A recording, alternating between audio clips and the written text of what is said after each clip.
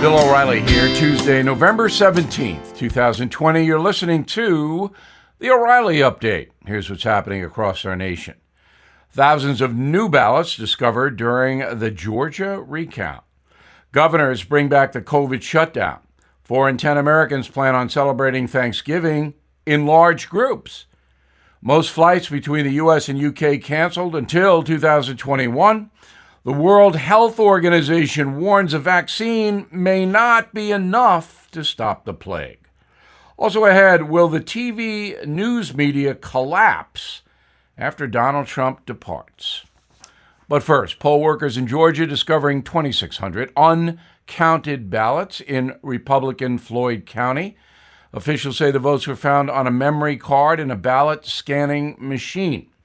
The Peach State currently conducting the largest hand recount in U.S. history before Wednesday night's midnight deadline.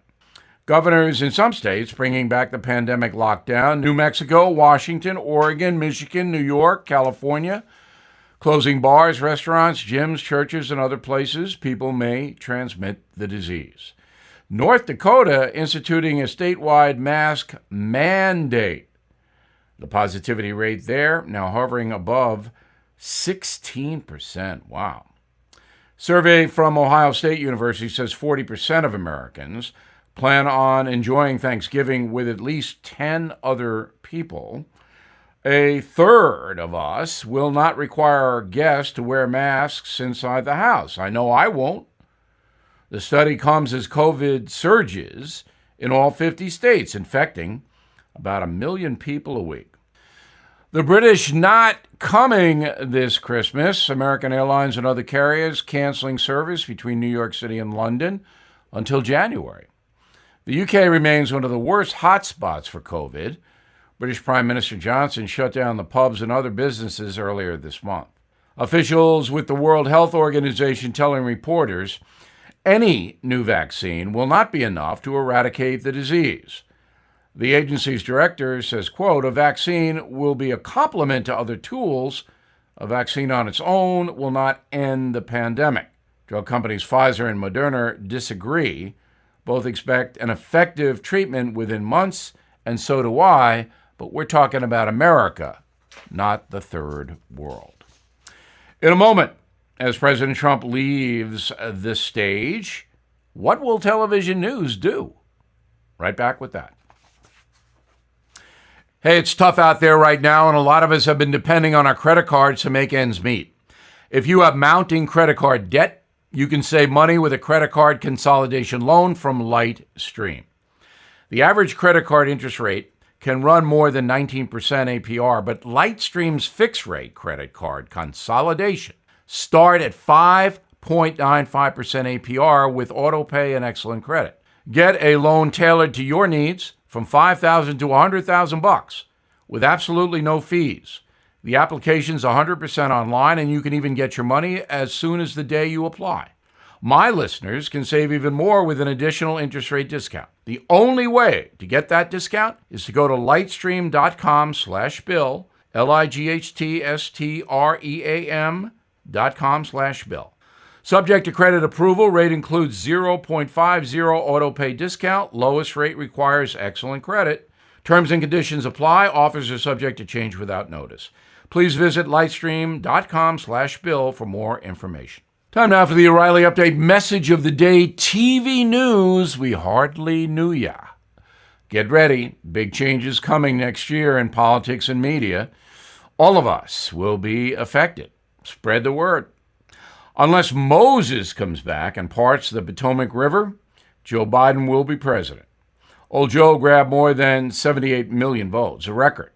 Donald Trump garnered 74 million, the second biggest vote getter ever, with only Biden besting him.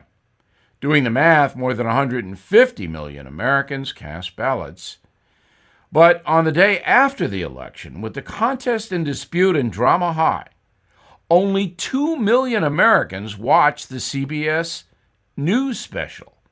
Just 2.5 million watched the ABC News special. 3.5 million tuned in to see NBC's news special. Those are catastrophic numbers. Cable news had more viewers, but not many more. Astoundingly, CNN beat Fox News. So what's happening right before our eyes? Well, most Americans who consume what the corporate media puts out know that dishonesty and unfairness is the lead story. From the beginning of his presidency, Donald Trump has been brutally attacked by the press, which openly allied itself with the Democratic Party. Every honest person has to admit that. The Russian collusion fiasco and impeachment were historic embarrassments. The smearing of Mr. Trump, combined with the president's lack of discipline in defending himself, led to his defeat. In his heart, Mr. Trump knows I'm right. The president made too many unforced errors. But the way he was treated by the combined national media agencies was corrupt and unprecedented. Americans who pay attention understand that no matter who they voted for, they know the media fix was in, and they will not forget. Therefore, all of the corporate media will suffer and lose audience steadily over the next year, because the fix will still be in. The news industry will continue to mislead you every day, every way. President Biden will be fabulous. Everything he does will be magnificent and perspicacious. Donald Trump will be blamed for anything that goes wrong. The media has to do this. It can never admit it back to mediocrity. However, the new president will get a chance for many Americans. But I foresee a guy who is exchanging a basement in Delaware for a cloistered office in D.C. The new president will go to Sunday Mass. He has to thank God for the kind treatment he has gotten from the press. Not too many in the press will attend church because it's a secular crew. They largely believe in themselves, and they believe they defeated Donald Trump. But demise is a condition that can spread like COVID. These biased media people have become unbearable to many Americans. The smug condescension vividly on display over a painful 4-year period. And the press will remain, above all else, smug as a bug in a rug. I'm Bill O'Reilly, and I approve that message by writing it. Disagree? I want to hear from you. Bill@BillO'Reilly.com. Please consider my new book, Killing Crazy Horse. You will like it. In a moment, something you might not know. Well, I got a crash course in home title theft. I hope you pray this crime never happens to you. It can ruin you financially. Here's how easy it is. The legal titles to our homes are digitized and kept on government and business servers in the cloud. A cyber thief hacks these to find your home's title, forges your signature on a quitclaim deed stating you sold your home. Then loans are taken out against your home until all your equity is gone and you're in debt. You will not know until the collection calls start pouring in. Insurance, banks, common identity theft programs will not protect you. Home Title Lock protects you and puts a barrier around your home's title. The instant they detect tampering, they shut it down. Please go to HomeTitleLock.com and register your address to see if you are already a victim. Then use code RADIO for 30 free days of protection. That's code RADIO at HomeTitleLock.com. Code RADIO at HomeTitleLock.com. Now the O'Reilly Update brings you something you might not know. Exactly 1 year ago today, doctors in Wuhan province, China, began treating patients with high fevers, dry coughs, and severe fatigue. Hospital workers believe the victims were suffering from the flu. 2 weeks later, officials in Beijing knew they had a new virus on their hands, one that kills at a rate 3 times higher than influenza. SARS-CoV-2, also known as COVID-19. Chinese researchers traced the bug back to a local food market with live animals, including bats, eels, and chickens. The Communist Party quickly moved to cover up the outbreak.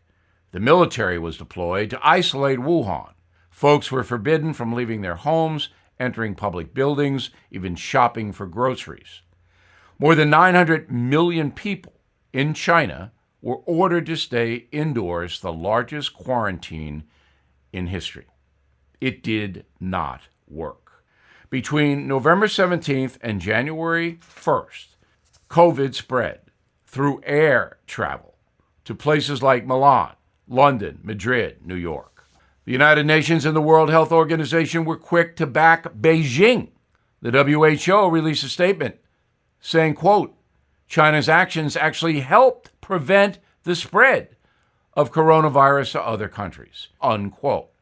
10 months later, COVID has infected 54 million people and killed 1.3 million, 250,000 in the USA alone. And here's something else you might not know.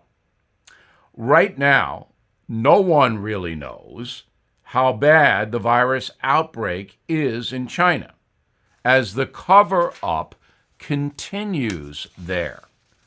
According to the Communist Party, the country eradicated COVID in late February, just 2 months after patient zero. The nation of 1.4 billion people is reporting just 86,000 cases and 4,000 fatalities, the same number as Tennessee. Of course, this is all bull. No one believes it, except maybe the World Health Organization. Back after this. Investors, are you seeking steady cash flow, ready to diversify? Have you considered a proven real estate investment fund? NRIA is one of the nation's leading realty specialists and offers 10% annualized monthly payouts, with bonuses targeted to 21%. That's right, you could receive steady 10% return monthly payments with bonuses.